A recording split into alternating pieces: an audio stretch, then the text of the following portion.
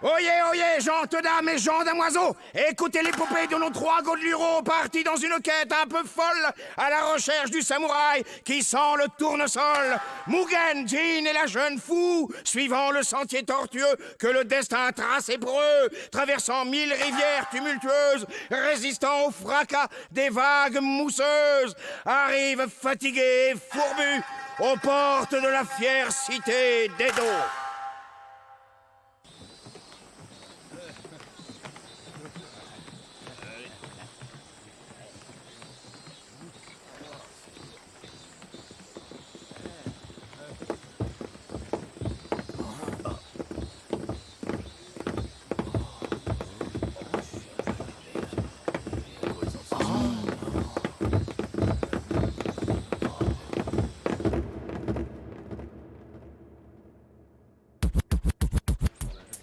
Vous avez vu ça? À peine arrivé à Edo et on a déjà une chance du tonnerre. Waouh, on peut clapper tout ça gratos à l'œil? Y a pas que ça, on peut aussi gagner ce concours. Vu qu'on crève la dalle la plupart du temps, ce concours est un vrai coup de pouce du destin. Déjà, si on paye pas pour manger, on s'en fout de gagner. Votre cotisation, s'il vous plaît. Quoi? Le droit d'inscription s'élève à 1 chou. Bah comment ça, je croyais que c'était gratos. Si on avait de la pépette, on serait pas là.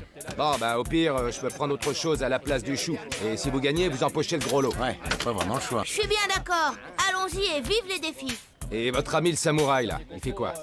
Désolé les gars, mais je ne vais pas me séparer de ce qui représente mon âme de guerrier, ma raison d'être. Eh, du calme, une fois qu'on aura gagné, tu les récupéreras. Hors de question! Imagine que tu les laisses au vestiaire le temps de manger. On n'a rien à perdre, on peut pas perdre. Et on crève tellement la dalle. Allez, on va pouvoir s'empiffrer.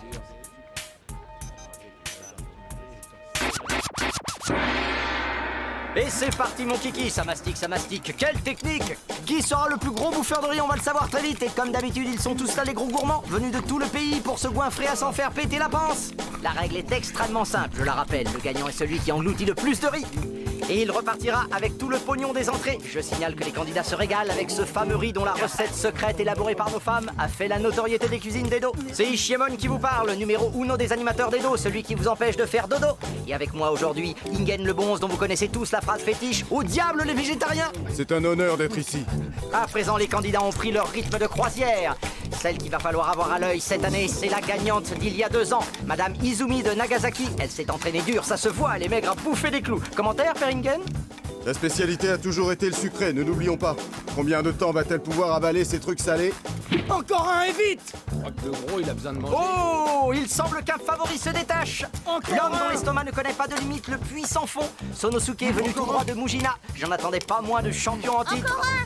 Quand un candidat décide d'abandonner, il faut qu'il s'arrête de mâcher et qu'il adopte la position du renoncement en joignant ses mains l'une contre l'autre. C'est une question de respect envers les autres candidats. Oh, qu'est-ce que nous voyons là? Nous avons un candidat qui recrache dans sa serviette. On a à peine commencé et il abandonne. Quelle misère! Dites-moi pourquoi ce binoclard est venu participer à notre concours aujourd'hui? Fini pour moi. Je suis désolé. Va falloir regagner mon sabre pour moi.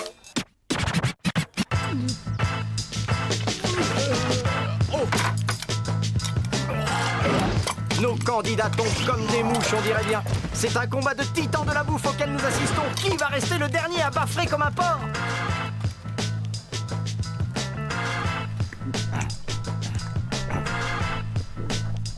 T'as pas intérêt à arrêter de becter. Allez, bordel, avale. Mon sabre est en jeu, je te le rappelle.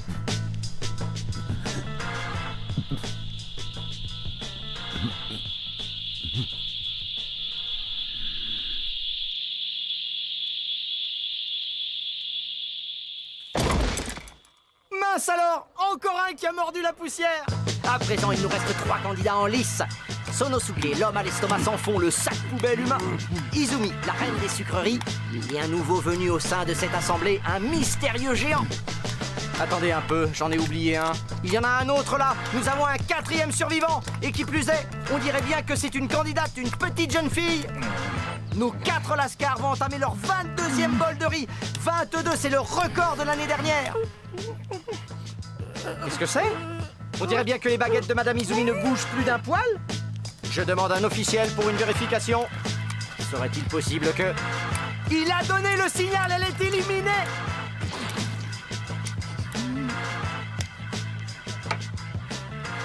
J'y crois pas.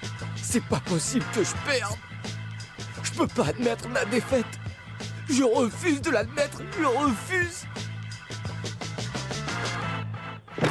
C'est incroyable ce qui se passe sous nos yeux.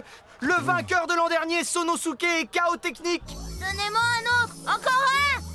Encore un.